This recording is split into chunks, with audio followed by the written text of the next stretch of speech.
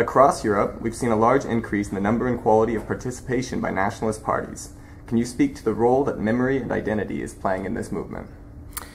Yes, I think like the biggest role is played by the amount of abuse that we can see when it comes to memory and identity questions. If you carefully analyze, for example, the way history, memory and identity is being used constantly by extreme right and nationalist parties, it's very striking of how much space is being taken by these concepts, and they're very often used to legitimize certain political choices that are being put forward. So I think we can rightly we can rightly say that this is an abuse. It's not just a use of history and memory, and it's clearly aimed at it's being used for political purposes, to harness support, to create some sort of sense of community, for example, when we talk about identity and memory,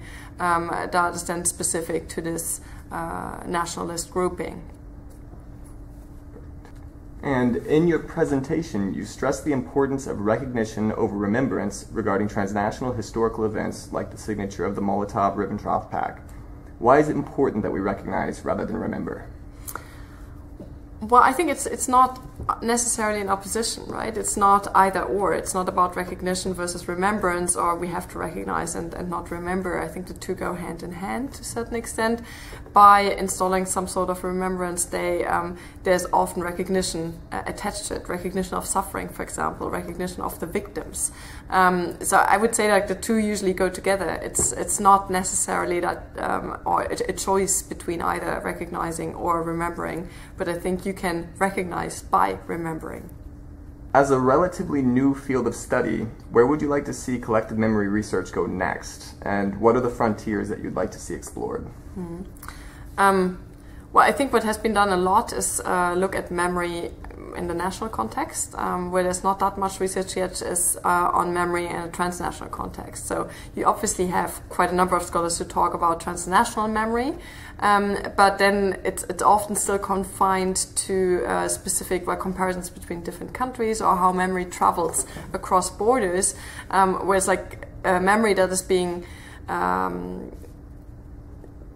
put forward, for example, by institutions, by international institutions, that's often not the main focus of research. And very closely connected to that is the question of agency. So we're not only talking about memory as such, but of course also about the agents that are behind it. Who are the agents, particularly in the transnational field? Who is pushing forward this this agenda that there is?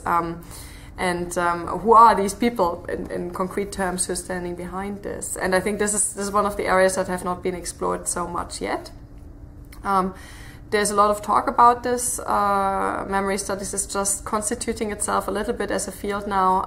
There's more and more scholars that would define themselves as memory scholars, and not just as sociologists or political scientists, but they would really say that they themselves are memory scholars. They're dealing with these kinds of questions.